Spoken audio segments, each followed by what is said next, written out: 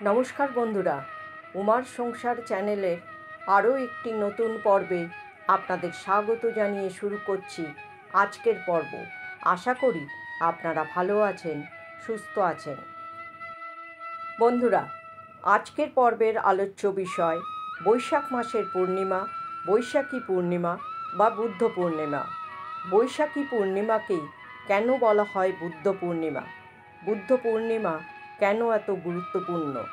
2025 সালে 1432 বঙ্গাব্দে বৈশাখী পূর্ণিমা বা বুদ্ধ পূর্ণিমা কবে পালিত হবে?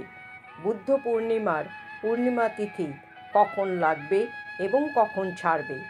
বুদ্ধ পূর্ণিমায় শ্রী শ্রী সত্যনারায়ণ ব্রত ও পূজা এবং গঙ্গা স্নানের বিশেষ সময় কখন হবে?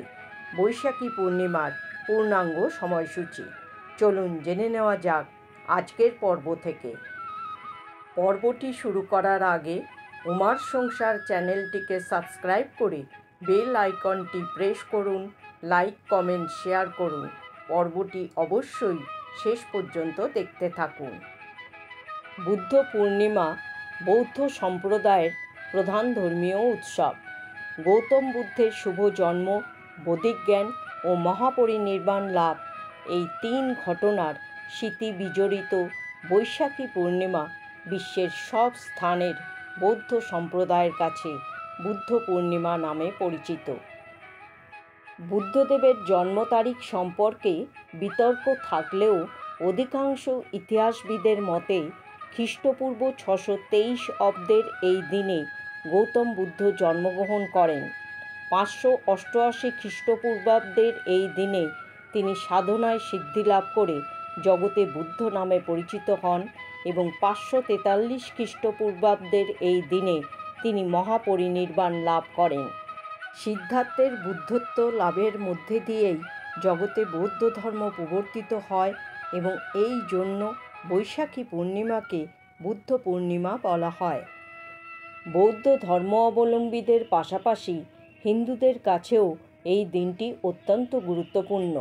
হিন্দু ধর্ম অনুসারে শ্রী বিষ্ণুর নবম অবতার হিসেবে গণ্য করা হয় গৌতম বুদ্ধকে। ভারতে এই দিনটি যেমন বুদ্ধ পূর্ণিমা বা বুদ্ধ জয়ন্তী নামে উদযাপন করা হয়, তেমনি Sri Lanka, Myanmar, Cambodia, Java, Indonesia, Tibet, মঙ্গোলিয়ায় এই দিনটি ভেসক নামে পালিত হয়। বুদ্ধ স্বয়ং শান্তির প্রতিরূপ।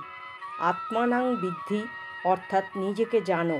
আর নিজেকে জানতেই তিনি মাত্র 30 বছর বয়সে স্ত্রী, পুত্র ও সিংহাসনের মায়া ত্যাগ করে সন্ন্যাস গ্রহণ করেন। বুদ্ধগয়ায় একটি বটগাছের নিচে বসে টানা 49 দিন ধরে ধ্যান করে তিনি বোধিলাভ করেন। জীবজগৎকে কষ্টের হাত থেকে মুক্তি দেবার পথ খুঁজে পান তিনি। প্রচার করেন বৌদ্ধ ধর্ম। এই ধর্মে কোনো জাতিভেদ নেই, নেই কোনো হিংসা। এই ধর্মের মূল কথাই হলো অহিংসা, দয়া ও ভালোবাসা। গৌতম বুদ্ধের আরাধনাকে পূজা বলা হলেও অন্যান্য দেবদেবীর মতো খুব একটা শাস্ত্রীয় নিয়ম নেই। এই বিশেষ তিথিতে বিবিধ পূজা ও আচার অনুষ্ঠানের পাশাপাশি নানান সামাজিক, সাংস্কৃতিক ও ধর্মীয় অনুষ্ঠানের আয়োজন করা হয়। বৌদ্ধ বিহারগুলিতে বুদ্ধের জীবনের বিভিন্ন দিক নিয়ে আলোচনা সহ ধর্মীয় সভার আয়োজন করা হয়। এই পূর্ণিমাকে ঘিরে অনেক বৌদ্ধ বিহারে চলে 3 দিন ব্যাপী নানানমুখী অনুষ্ঠান। অন্যদিকে বুদ্ধ পূর্ণিমায় চন্দ্রদেবের পূজার প্রচলন আছে। শাস্ত্রমতে এই দিন চন্দ্র তার 16টি কলায় পূর্ণ থাকে। প্রচলিত বিশ্বাস, বুদ্ধদেবের পাশাপাশি এই দিনে চন্দ্রদেব ও ভগবান বিষ্ণুর উপাসনা করলে ব্যক্তির ইচ্ছে পূরণ হয়। এবার জেনে নেব 2025 সালে 1432 বঙ্গাব্দে বৈশাখী পূর্ণিমা বা বুদ্ধ পূর্ণিমার পূর্ণাঙ্গ সময়সূচি। 2025 সালে 1432 বঙ্গাব্দে বৈশাখ মাসের পূর্ণিমা, বৈশাখী পূর্ণিমা বা বুদ্ধ পূর্ণিমা পালিত হতে চলেছে আগামী 12ই মে, বাংলায় 28শে বৈশাখ, সোমবার।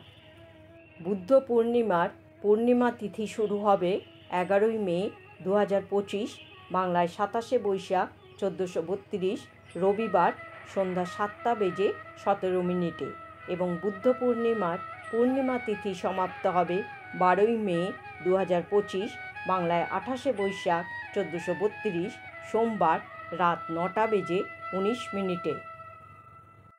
2025 সালে বুদ্ধ পূর্ণিমার নিশি পালন করা হবে 11 মে বাংলার 27শে বৈশাখ রবিবার এবং 2025 সালে বুদ্ধ পূর্ণিমার ব্রত উপবাস পালন করা হবে 12 মে বাংলার 28শে বৈশাখ সোমবার। 2025 সালে বৈশাখী পূর্ণিমায় শ্রী শ্রী সত্যনারায়ণ ব্রত ও পূজার বিশেষ সময় হবে আগামী 12 মে সোমবার সন্ধ্যা 6:06 থেকে সন্ধ্যা 7:42 মধ্যে সত্যনারায়ণ পুজো ও ব্রত। বৈশাখী পূর্ণিমায় গঙ্গা স্নানের বিশেষ সময় হতে চলেছে 12 মে সোমবার সকাল 6:06 পর থেকে সন্ধ্যা 7:42 মধ্যে গঙ্গা স্নানের বিশেষ সময়। বন্ধুরা, আজকের পর্বটি এখানেই শেষ করছি। সকলে ভালো থাকুন, সুস্থ থাকুন। জয় শ্রীকৃষ্ণ। রাধে রাধে।